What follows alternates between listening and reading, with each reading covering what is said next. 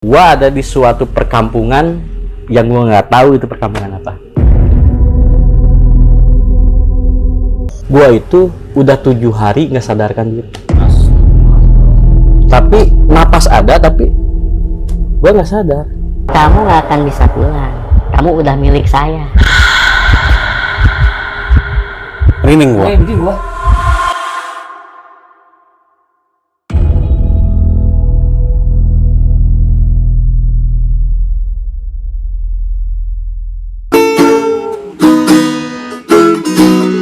Ayo kawan-kawan pecinta alam, berkumpul bersama di titik persiapan. Buka isiran sepacking perlengkapan, jangan lupa bawa cukup persediaan. Bulatkan tekad, kuatkan fisik mental untuk melintasi medan licin dan terjal. Ingat teori latihan, jadikan bekal. Harus berhasil pantang untuk gagal. Jejaki bukit, turuni lembah, panjat sedikit, badan terasa lelah. Baiklah kawanku, mari kita lakukan. Tiada gunung tinggi untuk pecinta alam.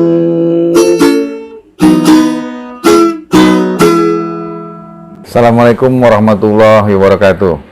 Jumpa lagi Sobat 7 Rupa Channel di channel yang paling top ini. Oke, Sobat 7 Rupa Channel, kali ini saya hadir kembali di 7 Rupa Channel. Sudah lama saya menghilang. Boleh Sobat 7 Rupa Channel mungkin bertanya-tanya, tapi yang pasti itu gara-gara Mas Mandra. Mas Mandra itu melarang saya untuk tampil karena dia pengen cepat melejit. Tapi nggak apa-apa, hari ini Mas Mandra bisa saya sedikit geser. Oke, Sobat 7 Rupa Channel, saya tidak mau berlama-lama. Yang penting Sobat 7 Rupa, siapkan kopi pahit, teh manis, dan cemilan-cemilan untuk nonton cerita terheboh, terserem, sedih, campur baur deh pokoknya. Yang jelas 7 Rupa Channel akan menghibur sobat-sobat di rumah sampai ketiduran. Sebelumnya, seperti biasa, saya akan perkenalkan dulu teman-teman saya yang ada di studio, yaitu Om Heru Survival. Selamat malam Om Heru. Malam. Malam. Sehat Om Heru? Alhamdulillah sehat, Bang. Malam ini kita akan bercerita yang mana narasumbernya adalah tak asing lagi, yang sudah biasa berkelana ya Om Heru ya, Iya. di gunung-gunung, dan sekarang berkelana di YouTube, ya, di channel-channel serem. Dia adalah Mas Fuji Rider, dengan pengalaman dia di Gunung Salak tahun 2018 bersama 4 sahabatnya dari kantor. Jadi mereka berlima. Dan cerita ini menurut Mas Fuji, cerita yang paling berkesan, yang nggak bisa dia lupakan seumur hidupnya. Oke, Sobat 7 Rupa Channel, supaya sobat-sobat tidak penasaran, tonton terus cerita Mas Fuji Rider ini sampai selesai. Dan di setiap kegelapan malam, pasti ada kegaiban. Jangan lupa subscribe, komen, like, and share. Oke, Sobat 7 Rupa Channel, kita langsung ke narasumbernya, Kang Fuji Rider. Apa kabar? Baik bang. Kegiatan apa sekarang? Ya kerja emang YouTube juga sih bang. Lagi merintis YouTube juga sih. Oh, nama YouTube-nya apa? Bunga Kantil. Jangan lupa tuh, di subscribe, klik like, dan komen. Siap. Kalau YouTube-nya tentang cerita apa itu? Ada 3 segmen nih. Ada podcast horor juga, ada tapak tilas, sama Alkisah. Kisah. Alkisah. Jadi ada pendakian dan urban legend gitu? Ya pendakian urban legend kita garap juga. Oh, nggak ganggu sama kerjaan? Enggak sih. Masih aman, masih aman. Masih aman ya? Masih aman. Aduh, terima kasih banget udah datang di Basecampnya 7 Rupa Channel nih. Ya bang, saya juga ngucapin terima kasih banyak nih udah diundang sama 7 Rupa Channel nih. Siap. Merasa terhormat juga saya. Oke nih, tadi udah dengar dari Bang Oki, mau waktu itu Waktu itu mendaki Gunung Gunung Salak, Salak via mana? via Cidahu. Via Cidahu. Iya. Oh, berapa orang waktu itu? Berlima sama saya. Oh, boleh tahu nggak kisi-kisinya apa? Jadi itu awal saya mendaki ke Gunung Salak itu tahun 2018. Awal perdana saya naik ke Gunung Salak, namun gagal. Assalamualaikum warahmatullahi wabarakatuh. Sebelumnya saya mau perkenalkan diri, nama saya Puji, biasa dipanggil Puji Rider. Dan saya juga makasih banyak ya udah diundang di channel 7 Rupa Channel ya. Merasa terhormat juga udah diundang ke tempat sini. Makasih banyak. Sama-sama. Bang Nanda, Om Heru, terima kasih banyak. Pak Oki juga, terima kasih banyak. Nah, di kali ini gue akan menceritakan pendakian gue ketika gue naik ke Gunung Salak tahun 2018. Awal ceritanya gini bang, jadi itu malam Jumat, awalnya malam Jumat itu pulang kerja, gue sama 4 orang teman gue tuh ngopi-ngopi lah di warkop. Nah kebetulan kita tuh 4 orang teman gue tuh hobi mendaki. Kalau gue masih pemula, dianggap gue masih pemula lah. Oh gitu. Berarti di hari biasa dong lo mendakinya? Di hari Jumat. Oh hari Jumat. Di hari Jumat. Karena hari biasa ini kan berarti pulang kantor ya? Ya, karena kebetulan hari Jumat, Sabtu, sama Minggu tuh kebetulan kita kebagian libur nih, 3 hari nih, kebagian libur 3 hari. Nah malam Jumat itu setelah pulang kantor kita kan ngopi-ngopi nih di warkop. Nah kita salah satu teman gue nih si Aris nih ngajakin kita naik. Udah lama nih nggak naik nih, naik yuk. Gunung mana? Gunung Gede. Kata gue kan bilang Gunung Gede, Riz. Enggak, jangan Gunung Gede terus, bosen, Gunung Salak aja. Nah, wah, gue bilang Gunung Salak mah ke kampung lu. Kebetulan kan Aris kan orang Cidahu bang. Jadi rumah dia tuh nggak jauh sama pos Cidahu. Cidahu, base camp Cidahu ya. Nah, ya udah, kan Aris bilang, lu kan belum pernah nih naik ke Gunung Salak. Kali-kali kita naik ke Gunung Salak, enak tau, kata Aris tuh gitu kan. Ya udah, ayo gas. Akhirnya malam itu juga kita siapin. Gua nyiapin balik tuh kan, kita bubar, balik gua nyiapin perlengkapan lah semua. Nah, di Jumat jam 8 tuh kita perjanjian kan tempat kerja nih, Om. Berapa malam? Wah, pagi. Oh, pagi. Jumat pagi itu kita kumpul di tempat kerja. Berangkat dulu, kita ke rumahnya Aris dulu. Rumahnya Aris dulu. Nah, di rumah Aris biasalah kita ngecek logistik, persiapan-persiapan yang buat nanti kita ngecamp di sana. Nah, bapaknya Aris nanya, ini kalian mau pada naik ke gunung? Iya pak, kita mau pada naik ke Gunung Salak. Iya, mau ke Puncak Manik, kata Aris tuh. Nah, udah gitu bapaknya bilang gini, jangan sekarang deh, besok aja.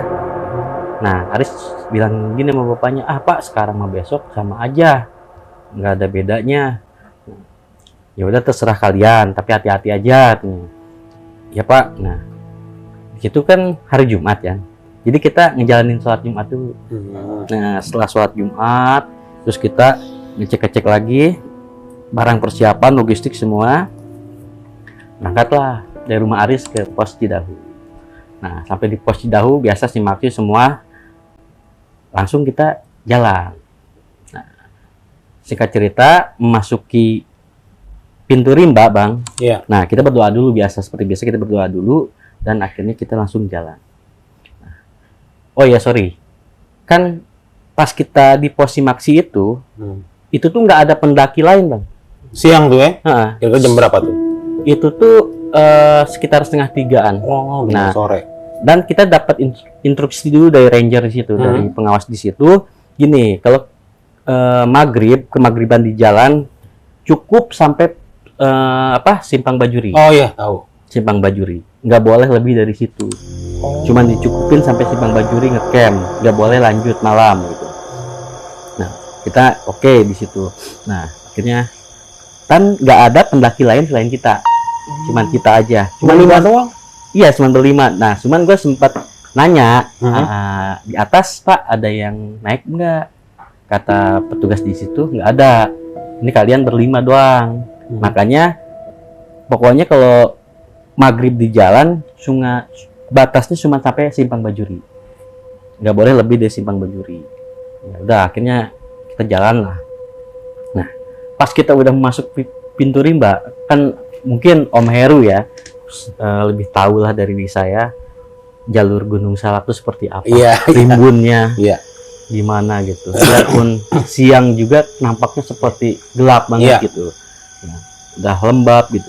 Kita jalan nih. Kebetulan posisi saya tuh sebagai sweeper di belakang. Nah, pada saat kita memasuki pintu rimba, berapa kilo kita jalan, gue ngedengar di belakang itu seperti ada orang yang lagi jalan juga. Kayak ngikutin kita, Om. Tapi gue masih ingat kata yang di bawah, nggak ada pendaki lain selain kita. Cuman kita doang berlima. Nah, di situ gue mungkin halusinasi, gue mungkin udahlah, gue jalan aja udah. Jalan. Nah, cuman tetap di belakang gue tuh seperti rombongan rame. Suara yang jalan kayak pendaki juga di belakang. Cuman gue di situ nggak berani nengok. Dan teman-teman gue juga biasa-biasa aja gitu. Nah, akhirnya gue penasaran kan. Nah, gue panggil teman gue yang depan tuh, si Dani. Dan kata gue, supaya Dani tuh nengok ke gue. Maksudnya kan kalau Dani nengok kan mungkin dia sesuatu di belakang gitu ya. Pikiran gue seperti itu awalnya. Nah, gue panggil si Dani. Dani kan nengok. Kenapa? Kata Dani gitu. Enggak. Lu nggak jelas, kata Dani kan gitu. Ayo jalan, kata Aris. Ayo udah jalan gitu. Jalan. Nah, di situ Om, jujur, perjalanan kita itu seperti lambat. Nah, emang benar, kita kemagriban di jalan, udah gelap. Nah, sampai Simpang Bajuri lah. Singkat cerita, akhirnya kita sampai Simpang Bajuri. Kita istirahat dulu, break di situ. Nah, kan di situ kita kan ngobrol nih, Riz, udah kita ngecamp di sini kan, aku bilang gitu sama Aris. Udah lu tenang aja, kita lanjut aja. Nah, kan kita aturannya nggak boleh lebih dari Simpang Bajuri. Cuman cukup di sini. Ya. Udah tenang, gua kan orang sini. Tenang aja, ada gua ini. Gua apa jalur sini, kata Aris. Oh ya udah. Akhirnya teman-teman pada setuju kan. Udahlah, kita lanjut jalan. Tapi kita istirahat tuh lumayan lama, Om. Nah, lumayan lama di Simpang Bajuri. Ya, biasalah bikin kopi dulu gitu. Nah, makan makanan ringan lah, biar ngerokok. Sekitar ada 20 menitan kalau nggak salah, kita lanjut jalan. Nah, gua nggak tahu itu HM berapa ya, kan kalau di Gunung Salak tuh nggak ada pos ya, cuman patokannya HM ya, kan gua lupa mungkin tuh HM berapa di situ. Nah, itu di pertengahan jalan tuh Bang, tiba-tiba kita lagi jalan nih, Aris ingin tangan, stop, kata diam semua, jangan ada yang bergerak, berdoa semua. Ada apa ya? Gue di belakang, ada apa sih? Ya udah, gue ngikutin aja si Aris ya, buat diem. Itu kelihatan dari jauh tuh Bang, nyamperin ke kita awalnya seperti asap, seperti asap. Namun tiba-tiba si asap itu pas makin dekat, itu sosok pocong Bang. Itu ini kita berlima nih. Itu mereka tuh ngelewatin kita. Di situ gua diam, gak gerak, takut di situ, gua jujur takut. Cuman ya gua apa yang dibilang Maris, suruh diam dan berdoa ya. Di situ gua cuman bisa merem sama berdoa aja dong. Setelah sosok itu lewat, udah kita lanjut lagi perjalanan. Nah, itu nih di HM berapa ya, gue lupa lagi nih. Pokoknya sebelum inilah, nggak jauh dari pos bayangan. Ya. Singkat ceritanya kita break di situ. Sebenarnya nggak cocok sih tempat break di situ Bang. Cuman karena capek juga ya. Karena tempatnya juga nggak begitu landai lah gitu. Kita duduk tuh misah-misah tuh kan. Nah, ketika gue duduk, bayangin itu malam, gue lihat nenek-nenek pakai baju corak kembang-kembang lagi turun di arah jalur yang kita lewatin. Padahal pas kita naik tuh kita nggak pas-pasan nenek itu. Gue sampai diem, gue lagi ngerokok tuh, diem, nggak salah. Nah sampai gue diginiin mat, kenapa lu? Enggak, Gue kaget ya, enggak kata gue. Gue mau ngomong tapi ya gue nggak berani lah ngomong di situ kan. Ntar aja mungkin gue ceritain kalau kita udah turun. Gue niatnya seperti itu. Nah, udah kata Aris, lanjut yuk katanya. Kita ngejar waktu nih, kita harus sampai Puncak Manik malam ini juga. Nah, udah akhirnya kita siap-siap lagi, lanjut lagi bang. Lanjut lagi. Ketika kita udah mau masuk di pos bayangan nih, sikat cerita aja bang ya, masuk di pos bayangan di situ, puncak bayangan lah, puncak bayangan kan di situ mungkin kalau dibikin tenda 4 tenda mungkin cukup bang ya, 4 tenda cukup, cuman kita nggak ngecamp, kita break aja di situ, kita kan break. Gua ditampakin lagi, kita istirahat tuh bikin mie bang, bikin mie di situ, gua ditampakin lagi sosok nenek tersebut. Itu jadi posisinya kan gua nyender di deket pohon, gua lagi nyender sambil ngerokok. Itu si nenek tersebut tuh di balik pohonan tuh lagi natap ke arah kita. Yang gua perhatiin, cuman gua lihat itu si nenek itu matanya tuh hitam semua, bola matanya lagi natap ke kita, ke arah kita. Di situ gue cuma nunduk aja. Ini dalam hati, ini kok nggak salah nih yang gue lihat gitu. Apa cuman halusinasi gue aja? Gue lihat lagi udah nggak ada. Setelah makanan siap, biasa makan dulu kan, makan mie. Kata Aris, bentar lagi kita nyampe Puncak Manik bro, katanya. Pokoknya tenang aja, santai-santai aja dulu di sini. Nah, oke. Di situ kan nyantai aja dulu karena gue juga lihat sosok itu udah nggak ada, gue udah tenang lagi kan. Nah akhirnya 30 menit yang kalau nggak saya 30 menit udah beres makan, nyantai di situ, kita lanjut. Nah, dari pos bayarin kita turun dulu nih bang nih. Iya. Dulu. Nah pas kita mau sebelum kita mau masuki tanjakan setan, kan harus pakai webbing kan bang. Iya. Tanjakan setan itu sebelum kita memasuki tanjakan setan, kita dihadang bang oleh sosok harimau putih, cuman gak lazim. Itu ukurannya kalau dibilang segede kerbau. Iya. Sedang kalau bukan diri, cuman kayak orang kayak lagi tidur gini loh. Di tengah jalur itu yang ngeliat bukan gua doang. Semuanya ngeliat ya? Ngeliat lima-limanya termasuk gua gitu. Melihat di situ kan pikiran gua mati, gua di sini gak bisa balik, gua di sini itu harimau gede banget. Nah teman-teman gua juga astagfirullahaladzim, cuman di situ Aris tuh nguatin kita, udah tenang nggak usah lari, udah diem, lari juga kita mati. Jalur salak tuh gila kan. Iya. Nah, udah tenang, diem aja, udah diem. Nah gua nggak tahu Aris ngelakuin apa. Dia seperti komunikasi dengan sosok itu. Yang gue lihat itu kayak menggaung aja itu sosok harimau. Kata Aris, kita balik lagi. Apa kita balik lagi? Kita balik lagi turun. Oh. Kita nggak diizinin. Maksudnya kita nggak diizinin ke puncak. Udah kita turun lagi aja. Di situ rasa capek juga ya. Akhirnya kita turun lagi. Cuman deg-degan gue bang. Soalnya yang gue pikir, Riz itu harimau beneran bukan? Udah pokoknya jangan banyak omong, turun lagi. Ya udah gue ngikutin, cuman gue ngelirik tuh masih ada sosok itu, masih ada sosok harimau putih itu. Ya udahlah kita turun, itu udah capek banget bang. Singkat cerita aja nih, gue nyampe lagi sama teman-teman di Simpang Bajuri, dan akhirnya kita ngecamp di situ. Dirin tenda ya? Dirin tenda di situ. Nah kan ini Simpang Bajuri bang, kan di sini ada shelter nih. Iya. Ada shelter. Lagi ngopi-ngopi nih, om. Ngopi-ngopi sama teman-teman di situ. Ngopi. Karena kita capek, gue juga ganti baju kan. Keringetan udah nggak enak banget di situ. Di shelter itu si nenek-nenek ada lagi. Itu senyumannya, kok juga menyeringai banget.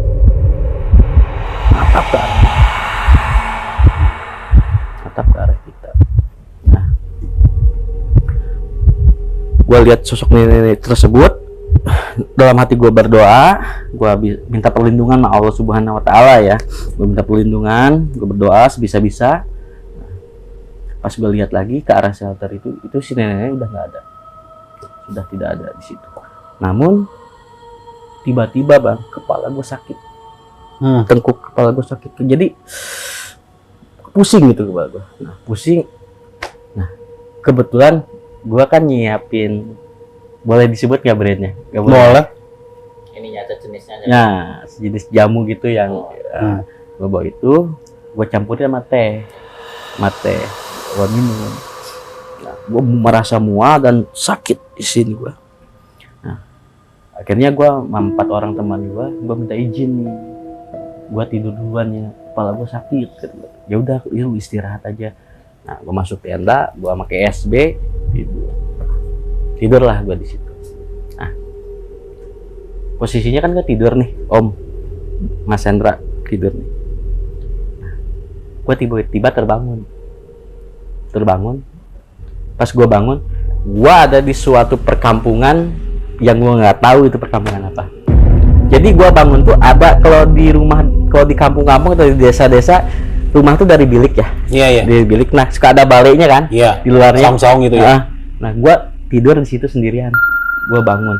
Nah nuansanya itu orange gitu seperti sore.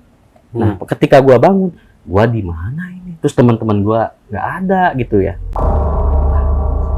Akhirnya gue keluar tuh dari area rumah itu. Pas gue keluar dari area rumah itu, gue nggak kenal itu, Om, itu kampung apa.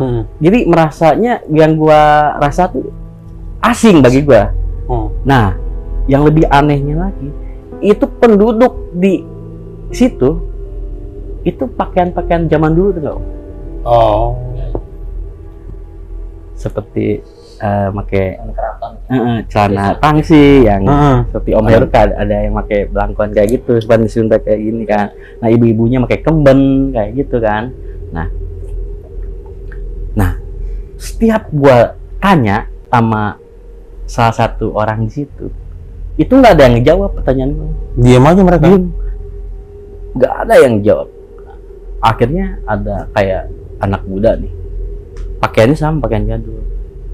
Gue coba nanya, pakai bahasa Sunda, cuman gue terjemahin pakai bahasa Indonesia aja ya. Iya. Ini di kampung apa ya? Terus lihat 4 orang teman saya nggak yang setelannya pendakian seperti saya gini. Itu si pemuda itu cuma nunjuk doang, seperti ngarahin gue untuk jalan ke arah sana. Ngomong nggak ngomong, Om. Akhirnya gue jalan. Nah kiri kanan gue lalu lalang orang, cuman nggak ada yang nyapa gue ataupun gue sapa gitu. Mereka dia ngebalas sapaan gue nggak ada. Hingga gue ada ngelihat suatu rumah, ada rumah gitu dari bilik juga. Gue lihat ada beberapa pendaki di situ, setelannya pendakian, Om. Nah cuman mereka pada gini semua nih. Pada tunggu semua. Gua pikir tadinya itu teman-teman gua. Iya. Wah, dari jauh kan gua lihat. Wah, itu kali anak-anak. Gua samperin kan, ternyata bukan. Gua tanya, Bang, maaf Bang, kok boleh tahu ini gua ada di mana ya, di kampung mana ya? Gua nggak kenal soalnya sama kampung ini. Itu nggak ada yang jawab. Nggak ada yang jawab. Setelah itu gue tanya lagi kan, gue coba tanya lagi, Bang, ngelihat temen gue nggak yang 4 orang? Nggak ada yang jawab, sama sekali nggak ada yang jawab. Cuman salah satu dari mereka gini natap gue, tatapannya kosong, nunjuk lagi ke arah jalan.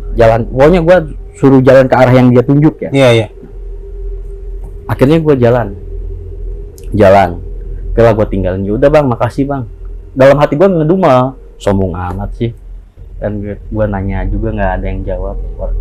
Ya udahlah, gue jalan aja, bodo amat lah. Gue jalan, di pertengahan jalan gue udah dihadang sama nenek-nenek yang gue lihat selama perjalanan gue, yang dari awal di jalur Gunung Salak sampai di shelter Simpang Bajun.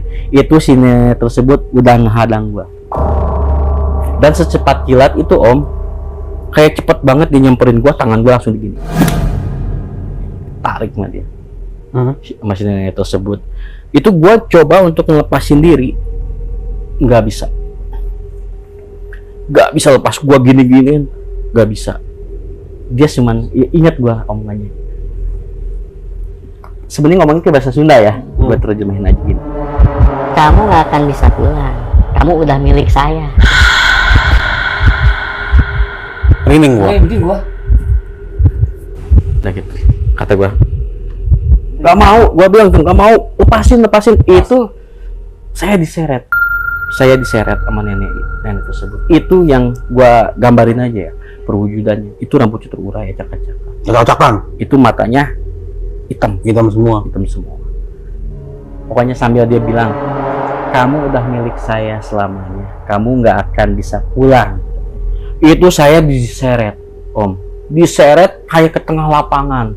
Dan pas di tengah lapangan itu gua lihat tuh, itu masyarakat di situ udah pada kumpul, banyak banget itu masyarakat. Cuman ngeliatin sambil senyumnya tuh senyum menyeringai gitu om, kayak senyuman sinis gitu. Senyum sinis gitu kan, ngeliatin gua di situ udah coba untuk lepasin.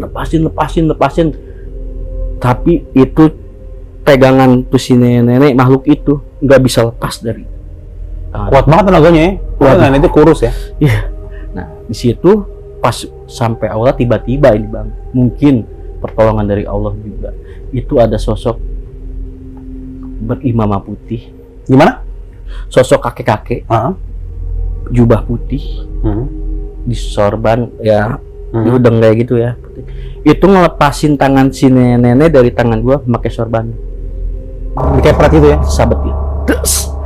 Lepas dari situ. Nah si nenek tersebut bilang tuh sama si kakek-kakek itu, dia bilang gini, kamu jangan ikut campur urusan saya, anak ini udah jadi milik saya. Tapi tetap kakek-kakek ini bilang, ini menjadi urusan saya. Anak ini harus pulang. Nah, kalau kalian di sini semua tetap menginginkan anak ini ada di sini, berarti kalian di sini yang ada di sini semua berurusan dengan saya. Di situ mundur tuh, yang tadinya ngumpul lapangan kayak gitu, mundur. Itu mundur. Si nenek tersebut cuma ngomong gini terakhir yang gue dengar nih, gue inget, kali ini kamu bakal selamat, kali ini kamu masih selamat, tapi suatu saat nanti kamu akan saya ambil. Kali ini kamu akan selamat. Kali ini kamu masih selamat, tapi suatu saat nanti kamu akan saya ambil. Buset. Ancaman. Di situ udah kamu si kakek-kakek itu ngajak saya untuk jalan. Udah kamu ikut kakek sekarang. Cuman sebenarnya gini om, itu bahasa Sunda yang sebenarnya gue juga ngerti, tapi di situ gue ngerti itu kayak bahasa Sunda apa ya, Sunda gitu ya. Itulah, tapi lama tapi gue tuh seperti paham yang diomongin sama si kakek itu gitu. Seperti paham gitu. Ya udah akhirnya gue dituntun sama kakek itu. Nah memasuki kayak ke gapura kayak gitu tuh, seperti gapura, cuman itu tuh berkabut om. Area situ berkabut. Nah kata si kakek itu gini, Dek, udah jalan aja lurus, kamu harus pulang. Suatu saat juga kamu bakalan naik lagi ke sini dan nanti akan bertemu saya. Nah, saya di situ cium tangan tuh sama si kakek tersebut. Saya diusap, masih ingat nggak? Diusap. Akhirnya saya jalan terus menyusuri jalan itu. Yang anehnya itu jalan kayaknya mulus banget bang. Kan tahu kalau dibilang Gunung Salak kan jalurnya gila kan ya, boro-boro mulus lah gitu. Itu kayak tuh enak amat nih jalan mulus. Nah pas gue udah ngelewatin kabut-kabut itu baru bang, pohon-pohon tuh kelihatan. Pohon-pohon kelihatan. Nah pohon-pohon kelihatan, tiba-tiba gue ngedengar suara apa ya, kalau dibilang suara orang yang sedang ngaji sama orang-orang manggil-manggil nama gue. Dan nama gue familiar lah suara tersebut, suara teman-teman gue lah bang. Nah suara si Aris, suara si Dani, suara si Icun, suara si Hendra. Gue ikutin tuh suara itu. Hingga akhirnya gue seperti tersandung akar ya. Gue jatuh di situ. Jatuh tuh guritik lah, muter gitu. Jatuh. Nah pas gue jatuh itu yang gue inget, gue seperti gelap bang. Seperti gelap. Wah kayak pingsan lah gue. Pusing kayak itu. Langsung kayak gue udah nggak sadarin diri. Nggak sadarin diri. Tiba-tiba cuman gue ngedenger seperti orang tuh manggil-manggil. Teman-teman gue tuh manggil, ada suara yang ngaji. Pas gue coba buka mata, gue udah ada di rumah si Aris bang. Pas lu buka mata ini. Pas gue buka mata, gue udah di rumah si Aris. Itu gue udah diajiin tuh. Udah dia apa? Diaji gitu. Udah ada kiai, teman-teman. Pas gue buka mata dan gue sadar, gue seperti orang capek, seperti narik napas gini. Jadi gitu. Iya. Itu teman-teman gue tuh, yang 4 orang itu sampai meluk gue langsung gitu. Pada nangis semua di situ. Pada nangis semua. Nah di situ gue masih nggak sadar. Iya. Masih nggak sadar. Lah, kok ini rame amat? Dah apa? Nah kata kiai di situ, udah jangan dulu banyak ditanya-tanya. Suruh istirahat dulu. Enggak Ji, yang penting kamu udah selamat. Lah kok Riz, kapan gua dibawa ke rumah lu nya? Udah nanti aja diceritain. Nah akhirnya, namun jujur bang, ini ada yang lucunya juga. Gua ngerasa lapar. Kata gua gini, Riz gua lapar kata Aris, iya mau makan apa, pokoknya mau makan apa bilang, gua siapin kita. Akhirnya di situ ya gua dimasakin lah sama ibunya Aris makan, terus gua disuruh mandi kan. Mandiin itu ada apa ya. Gua nanya Riz sebenarnya ada apa, nanti deh ceritanya. Yang penting lu sekarang mah mandi dulu, terus makan dulu, pokoknya tenangin diri dulu, nanti kita cerita. Setelah semuanya selesai, kan kita kan di Simpang Bajuri, gua cuma tidur ya bang ya. Cuma tidur doang.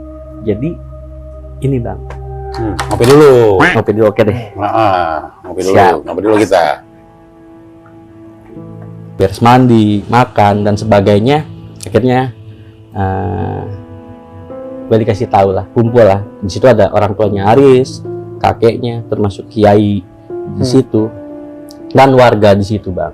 Jadi gini, gue itu udah 7 hari nggak sadarkan diri. Tapi napas ada, tapi gue nggak sadar, tidur gitu seperti orang tidur. Jadi ceritanya gini bang, itu menjelang subuh, udah mau subuh, anak-anak masuk tenda, bangunin si Puji, kita balik aja. Itu dibangunin om, buat sama anak-anak, Ji siap-siap bangun nih, kita mau balik, kata teman-teman gue ceritanya gitu kan. Gue dibangunin, itu gue nggak bangun-bangun, sampai gue tuh dicipratin air gitu, muka gue tuh bang, sama aqua giniin, diguyur, gue nggak bangun, sampai sama api gue, kaki gue di ini gak bangun. Akhirnya salah satu temen gue turun ke bawah manggil ranger. Gue dibawa lah ke bawah, dievakuasi, terus gue dibawa ke klinik yang ada di daerah situ. Nah, di situ nggak sanggup katanya, nggak sanggup, bawa ke rumah sakit yang ada di Curug. Mungkin daerah Curug ada salah satu rumah sakit yang ada di situ. Nah ini aneh katanya, nggak ada penyakitnya, tapi napas gua normal gitu. Cuman gua nggak sadar. Cuman ada yang ngasih tahu, kayaknya ini bukan penyakit medis, ini penyakit non medis. Ya udah, dari situ bapaknya Aris bawa rumahnya, udah kita obatin di rumah aja katanya. Nah itu tuh kata kiai di situ, alhamdulillah kamu bisa pulang. Kalau lewat dari 7 hari kamu nggak sadar, udah kamu akan dinyatakan meninggal.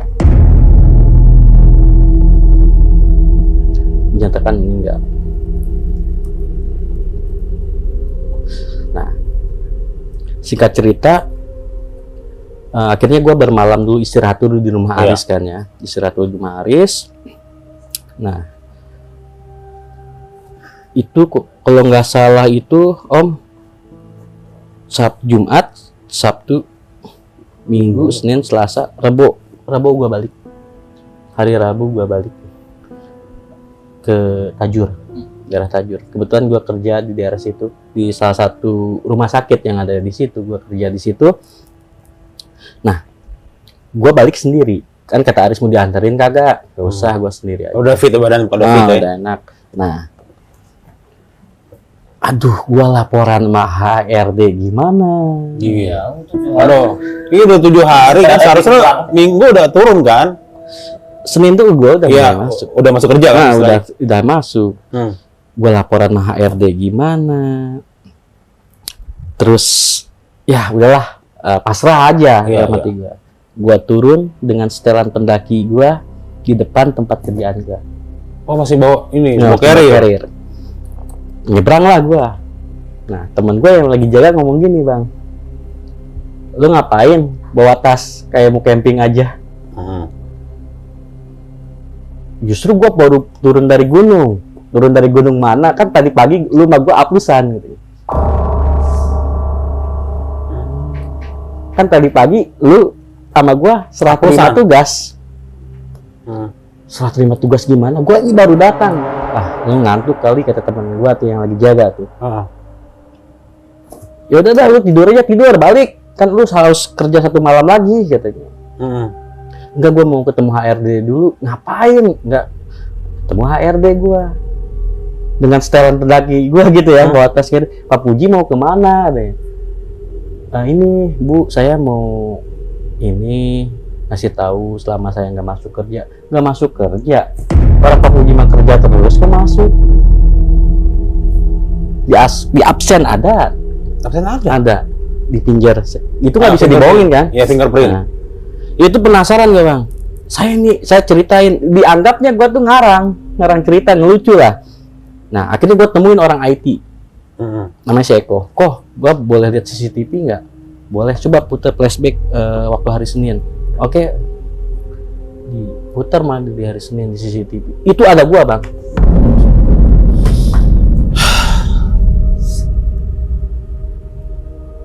Ini Apu Uji lagi di front office katanya lagi diri.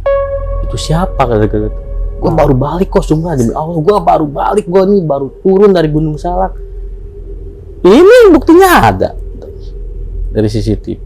Ada gue Bang di front office. Nah, waktu evakuasi pasien depan IGD ada gue. Di situ udah gue, karena gue capek juga, pikiran gue juga udah semrawut ya. Udah bingung. Udahlah gue balik. Nah, kebetulan di Tajur itu gue tinggal sama paman gue. Di rumah paman gue tuh cuman paman gue, anaknya 2 sama gue mungkin berempat. Kebetulan paman gue duda.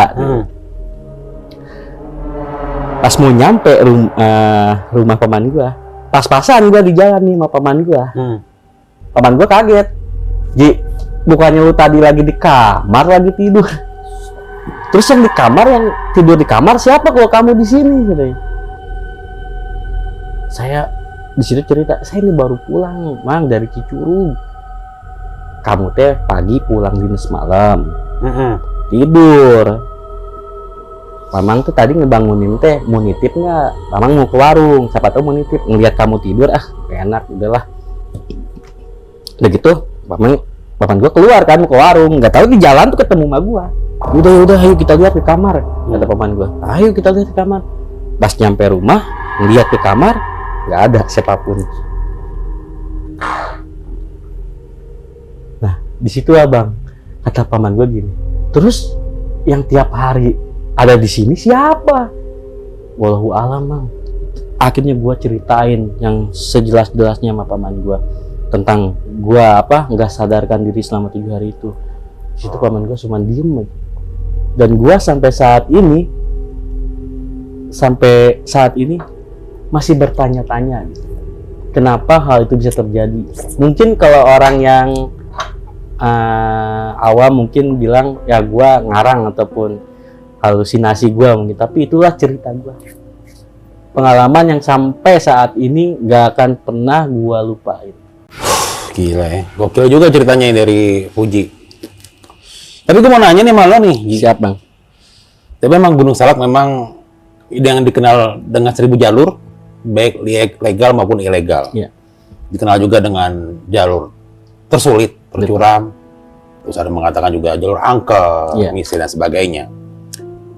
Ini kan lo mendaki berlima. Ya, Memang Simpang Bajuri juga memang ada situ. Dan sosok nenek-nenek itu gue sering naik Gunung Salak tuh ya Mas. Memang dia cuma ngeliatin doang. Itu yang benar dibilang Mas Puji benar itu hitam. Jadi nggak ada mata putih, tidak ada hitam. Itu kalau nyeringai ya. Giginya tuh nggak kalau kita kan mohon maaf giginya rapet ya. Iya. Giginya jarang-jarang gitu. betul. Dia memakai kebaya. Motifnya gini-gini terus kayak kain jarik. Ya, betul, Bang. Terus rambutnya uban-ubanan tapi acak-acakan, bukan sanggur rapi, ini merinding nanti. Jadi kalau ya memang ngeliatnya gini ya, senyum aneh kayak senyum apa ya, serem gitu ngeliatnya, serem. Cuman ya memang waktu itu gue lihat selama yang bangga gua, ya kan, ya udah gue diam aja. Ya mohon maaf ya selama ini kalau mendaki Gunung Salak ya penampakan KPG kalau gue bilang ya Kuntilanak, Pocong Gondowo, memang udah situ, udah biasa gitu loh.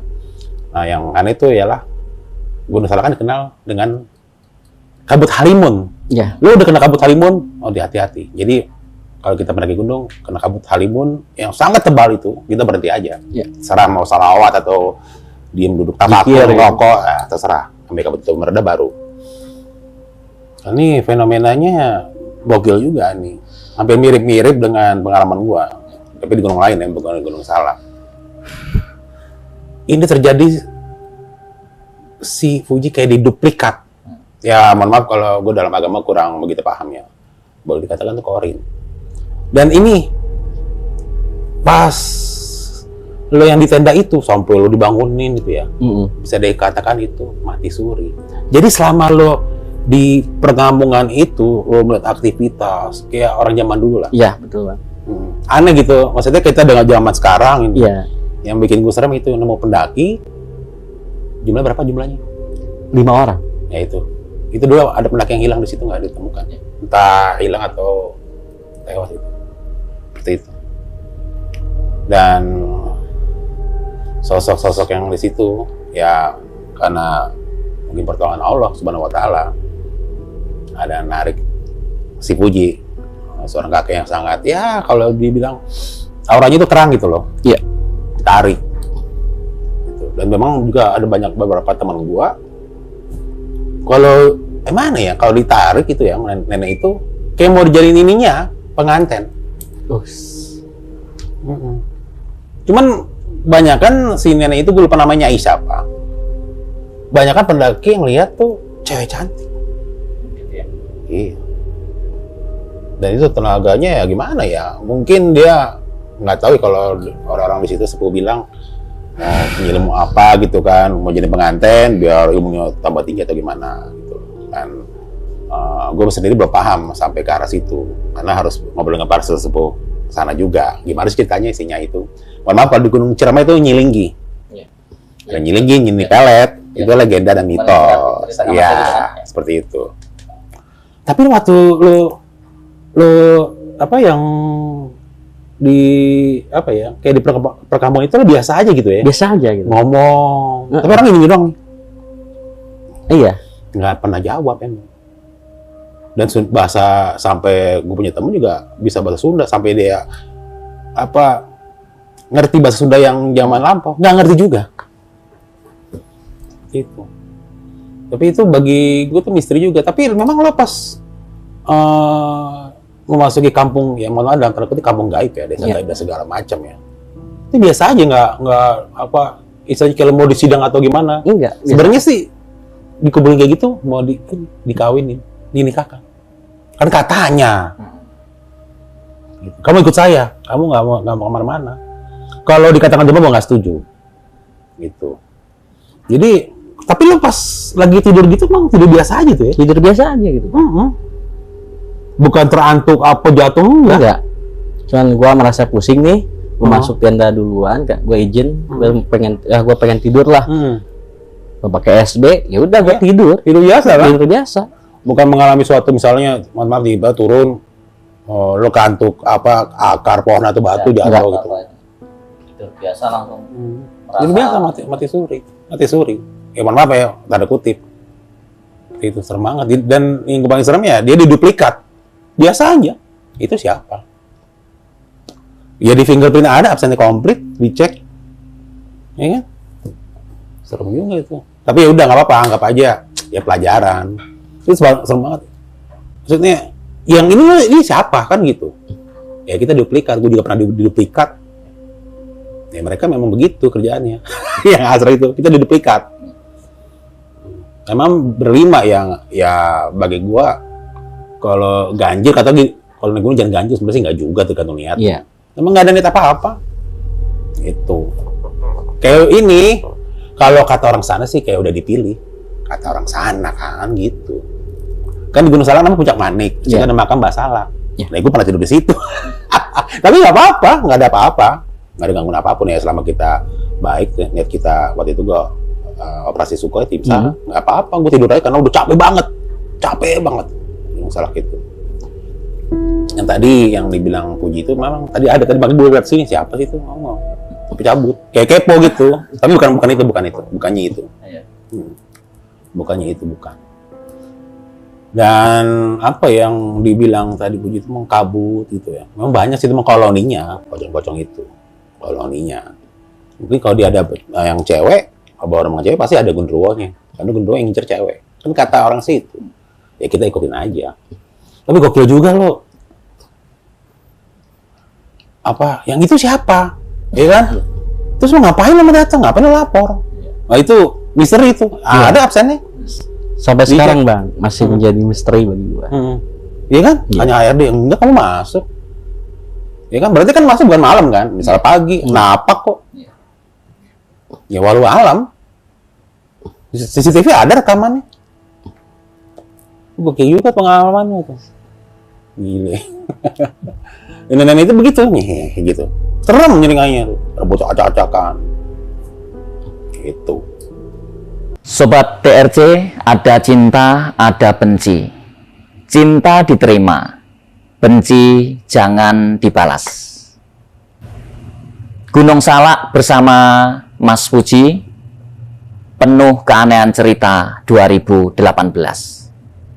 Terus yang saya tanyakan, Mas Puji, itu suasana waktu yang dialami oleh rekan-rekan Mas Puji di rumah sakit, Di tempat kerja. tempat kerja itu gimana? Ya, menurut teman-temannya di tempat kerja, aku tuh ini Bang, gua tuh aktivitas seperti biasa, ngobrol-ngobrol biasa, nggak ada keanehan dalam diri aku. Jadi ya biasalah, seperti gimana sih, tegur sapa sama teman-teman, bercanda. Kadang kalau break istirahat kita ngopi bareng, ngerokok, nggak ada keanehan. Bisa begitu ya? Ya, oke Sobat Tujuh Channel, itu tadi perjalanan Mas Puji di Gunung Salak tahun 2018, sangat memberi kesan-kesan yang mistis luar biasa, menggetarkan, terutama saya, mungkin Sobat Tujuh Rupa juga demikian. Serta edukasi-edukasi bahwa di dunia kita itu ada dimensi lain, tidak hanya manusia, ada alam semesta, tumbuh-tumbuhan, binatang, perkampungan-perkampungan dimensi lain, seperti yang dilihat Mas Puji tadi. Itu harus tetap kita hargai dan akui keberadaannya. Kalau tidak begitu, kita tidak berhati-hati, mungkin buang apa sembarangan sehingga menyebabkan dimensi-dimensi lain atau kehidupan lain terganggu. Jangan dilakukan, karena kita harus menghargai hablum minallah, hablum minanas, sesama manusia, serta hablum minal makhluki, seluruh makhluk yang berada di alam ini harus kita hargai. Itu wujud dari rasa syukur kita kepada Sang Pencipta. Betul Mas Heru dan Mas Puji ya. Terima kasih sudah menonton video TRC kali ini, Gunung Salak 2018. Tonton terus video-video di Tujuh Rupa Channel. Jangan lupa like, subscribe, komen, dan share.